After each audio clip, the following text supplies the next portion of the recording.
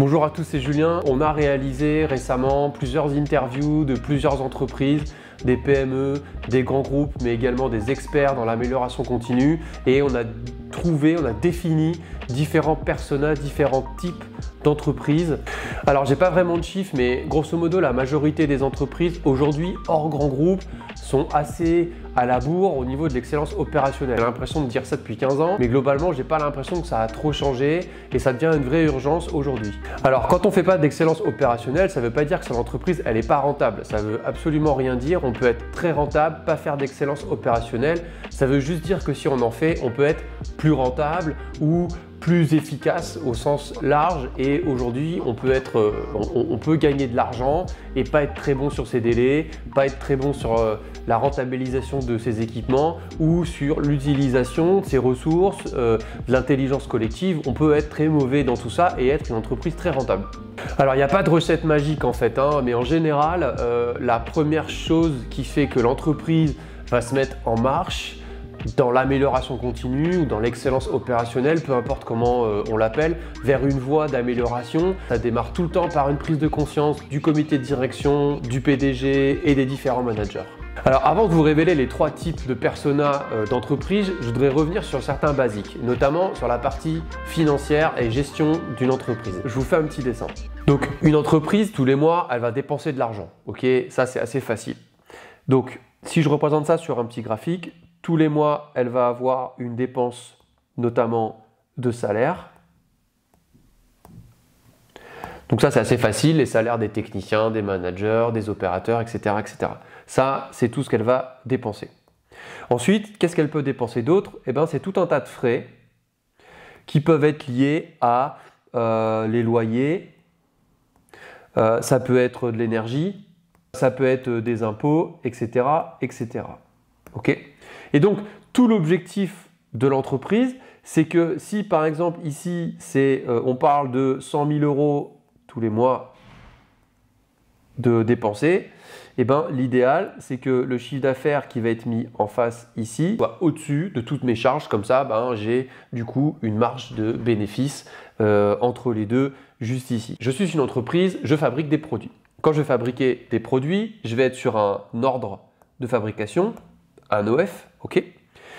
Cet OF, pour le fabriquer, je vais avoir besoin de quoi? Je vais avoir besoin de matières premières, par exemple. Je vais devoir dépenser des salaires proportionnellement à ce que je vais fabriquer. J'ai des personnes qui vont intervenir, déplacer des produits, faire de la soudure, du montage, enfin tout ce que je peux faire sur un produit en fait. Je vais avoir différents frais également. Donc des frais autres derrière, donc c'est-à-dire tous mes frais d'énergie, d'amortissement de mes équipements. Je vous fais quelque chose de très vulgarisé, ok? Une fois que j'ai payé tout ça, une fois que j'ai payé l'ensemble de tous mes frais ici, eh ben, je vais ajouter du coup ma marge ici. Donc je rajoute ça et donc ça va me donner mon prix auquel je vais vendre mon produit. Et donc, quand je vais vendre ce produit, je vais avoir des euros qui vont tomber. Et ça va être mon chiffre d'affaires. Et donc, l'idéal, c'est que mon chiffre d'affaires soit supérieur, encore une fois, à ce que m'a coûté le produit, en fait, à fabriquer le produit. Et donc, c'est là où l'amélioration continue rentre en compte. L'idée, c'est qu'en fait, on va venir essayer de réduire potentiellement ces différents frais.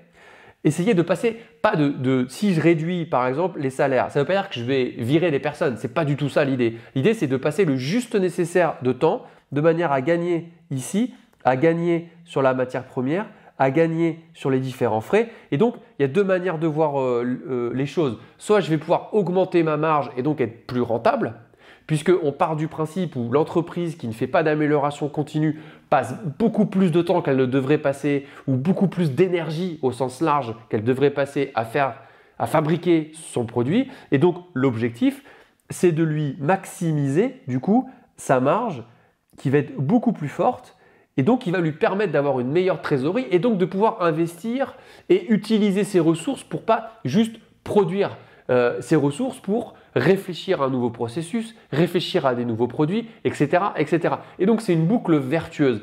Et en plus, le fait de faire ça, c'est que ça va vous permettre du coup d'être plus efficace sur les produits sur lesquels vous travaillez actuellement, mais d'utiliser vos ressources pour faire d'autres choses. Et donc, il y a un phénomène de productivité cumulée qui va se mettre en place. Vous êtes plus efficace sur ce que vous faites actuellement et ça vous permet de faire d'autres fabrications ou d'autres activités à valeur ajoutée. Il faut comprendre comment fonctionne une entreprise, c'est hyper important. Pas de la physique quantique, ça fonctionne exactement de la même manière que votre compte en banque. Alors souvent, cet aspect finance, c'est un truc un peu qu'on cache et notamment dans les plus petites entreprises où c'est quelque chose que tous les employés n'ont pas forcément en tête. La gestion d'une entreprise, c'est exactement la même chose que la gestion de vos finances à vous.